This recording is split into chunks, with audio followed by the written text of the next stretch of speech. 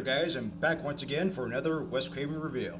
So in this Wes Craven review, we're going to talk about Scream 4. So what Scream 4 is about, Sidney Prescott has returned to Woodsboro to promote her new book she wrote. So Woodsboro is celebrating the 15th anniversary of the Woodsboro Massacre. So Sidney decides to stay in town just for the sake of keeping everyone safe. And I really don't blame Sidney. Because, you know, if there's a killer on the loose, you have no choice but to stay alerted, you know, because anything can happen. Woodsboro is once again, unfortunately, in danger. Spoilers. Sidney Prescott's cousin, Jill, who was played by Emma Roberts, was one of the killers. Well, there were two killers in Scream 4. And Jill was one of the killers. Roy Culkin, his character, was one of the killers as well.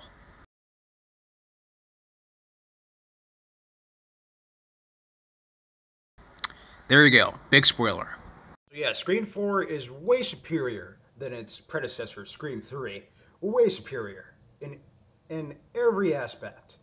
But, you know, yeah, but I'll get to more of that later, but for now, I'm gonna talk about my experience with this film and how I went to go see it in the movie theater. It was the first ever Wes Craven film that I ever experienced in the theater. First time I ever heard about Scream 4, I believe I was in high school. I was about 15 years old. I was about to turn 15. Wait, I think I was only I just turned 15, and I was a freshman in high school.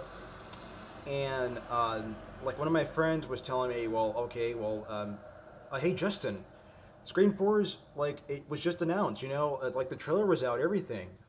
No way. Come on. I mean, the series was dead for 11 years. The series is not coming back. Wes Craven is not going to come back to do it. But I went home, I saw a TV commercial, and yeah, it was Scream 4. I was like, oh my gosh, this is amazing. Oh my gosh. I mean, you have no idea how excited I was when I first saw that trailer on TV. I'm like, oh my goodness, I first saw that commercial, I was blown away. And Wes Craven, the same director of the original trilogy, was coming back to do it.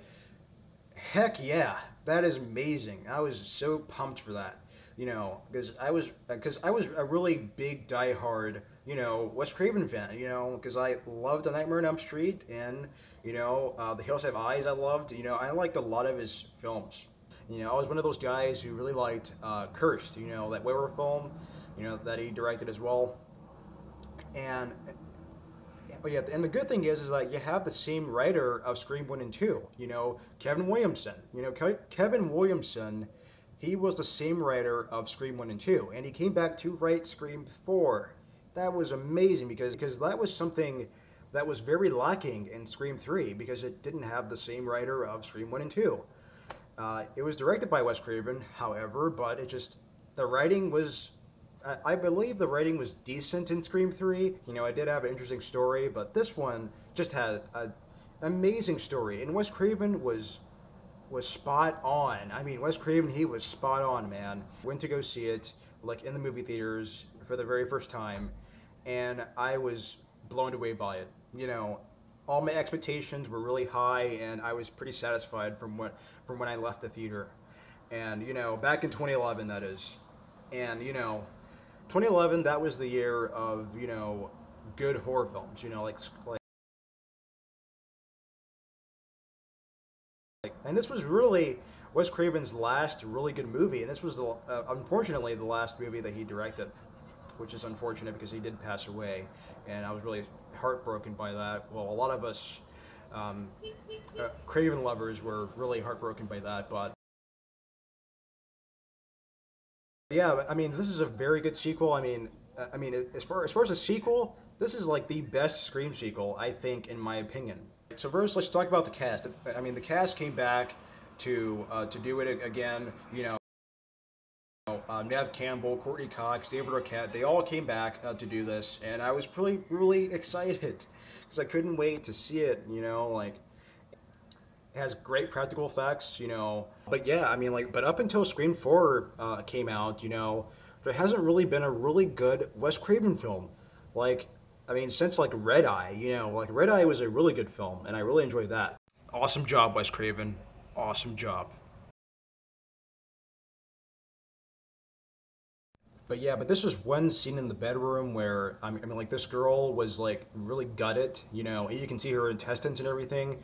I just remember seeing that like in the theater, and I was like blown away by it and just freaked out by it. And a lot of people were freaked out by that, and everyone was like, like I mean, I was one of those people. Like I was kind of freaked out by that because like I've never seen that amount of gore in a Scream film ever. Because like, well, okay, technically in Scream One, like there was that scene with Casey's boyfriend Steve. He gets gutted, and then of course Casey gets gutted.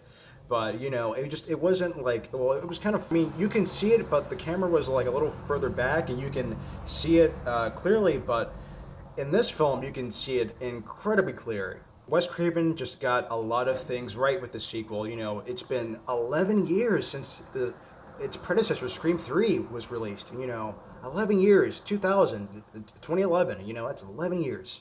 My goodness. But, I was so stoked by it. And, like, Wes Craven was very, very good at, poking fun at the ridiculous amount of horror remakes that come out every few years. He poked fun at that and just had fun with it. You can really tell that in this movie. You really get a sense that Wes Craven was just trying to, poke fun at that cliched of horror, like of horror remakes. That keep coming out, like all the time, and they don't ever stop. It's like every few years. Like just recently, Poltergeist was remade, and that was a movie that should have never been remade, but they remade it. But the original is a classic, and I have not seen the remake yet.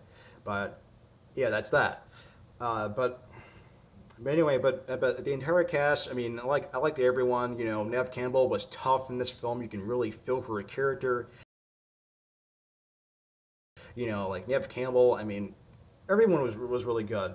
It was really gory and had great practical effects, and just I loved like a lot of things about this movie. But there were a few things that I've kind of disagree with in Scream 4. Other than that, it's a very, very good movie.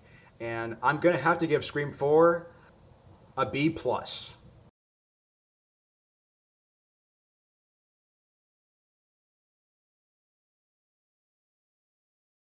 Thank you very much for supporting my channel. Take it easy, guys, and take care, everyone.